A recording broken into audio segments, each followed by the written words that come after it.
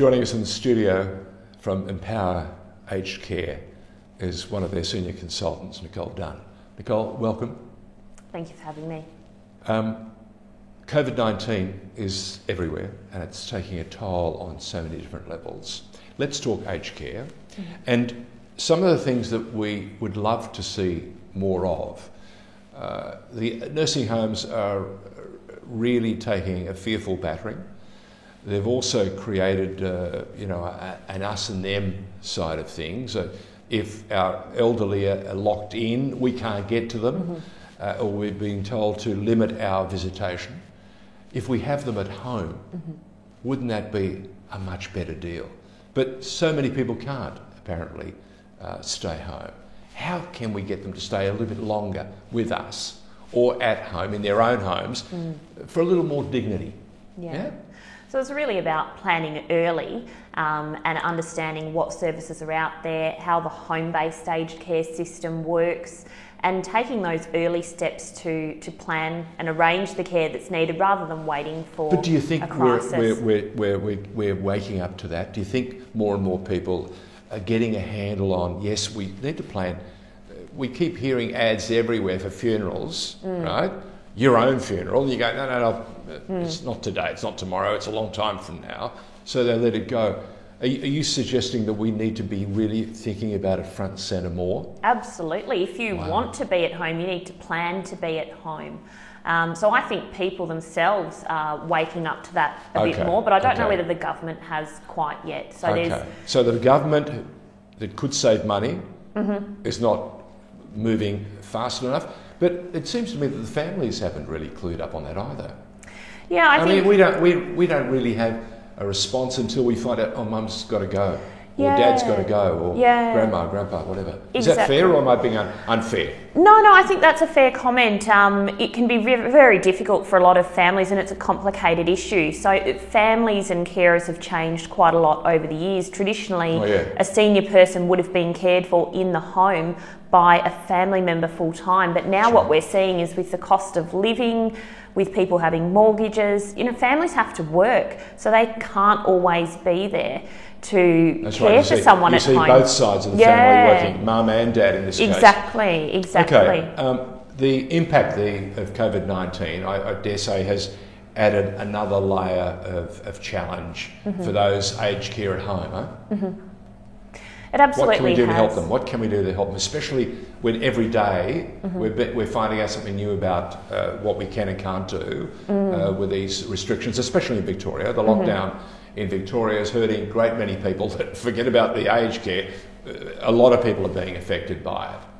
Yeah, so I think the main thing at the moment is really trying to maintain social connection with your seniors, whether they be your neighbours, your family, your friend. Many seniors are incredibly isolated during this current time, and it's loneliness is a horrible thing, disconnection is a horrible thing, and for a lot of seniors it's confronting for them to talk about mental health or seek support for mental health because it's a different generation. So that connection is really important, as is maintaining the normal health appointments and medical appointments that someone would normally go to. So I'm seeing a lot of fear in seniors to go to the doctor or to go to a hospital if they need to. They're not wanting to go into nursing homes or residential aged care because they're worried, what if that's when I get, coronavirus. Wow. As an aged care specialist, you must also have to contend with the challenges of trying to convince family members to help the aged care with their supplements and their medicines and try to have a schedule that works for everyone. Yeah. Are you seeing more and more of this happening?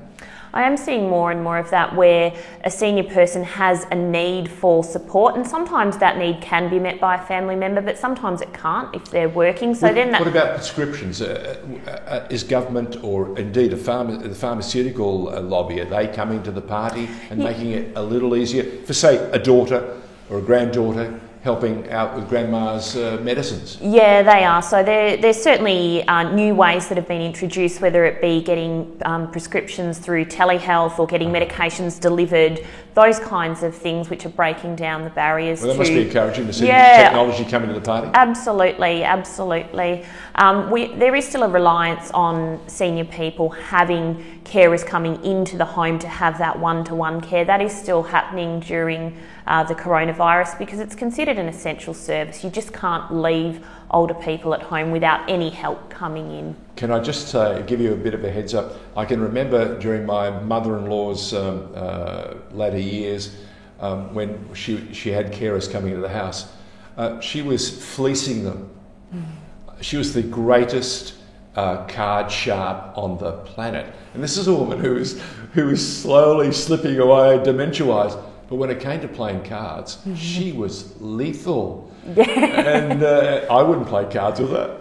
Her daughter occasionally would succumb and say, yeah, I'll play with your mum. But I can't begin to tell you how many carers said to me, don't play her at cards, she's lethal. You finding them having that combative spirit still to their last days? Yeah, look, absolutely. It's like a window opens up. Yeah, seniors are incredibly resilient, and during this time, they've lived through wars, they've lived through hardship. They know how to get through a time like this, whereas I find it is difficult for a younger generation who haven't been exposed to something like this before. So I'm finding that older people are incredibly resilient.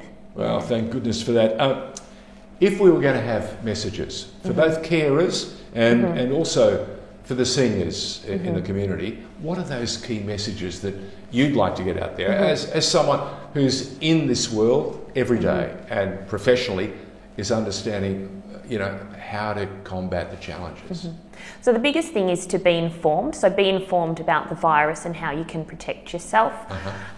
It's also important to be informed about the aged care system and also aged care at home.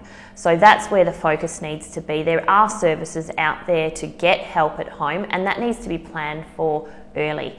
Seniors should continue to access their normal medical and health services and carers to make sure they're receiving all the treatment and care that they do need during COVID-19. Okay, we've got federal, we've got state, we've got local council. Are they all coming to the party? Are they all answering their responsibilities?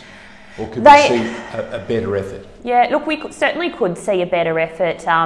Recently, the government announced 6,100 home care packages, so increased support for home care. But what we know about that is the wait for home care packages is still between 6 months to 2 years, and that's just too long for seniors to wait.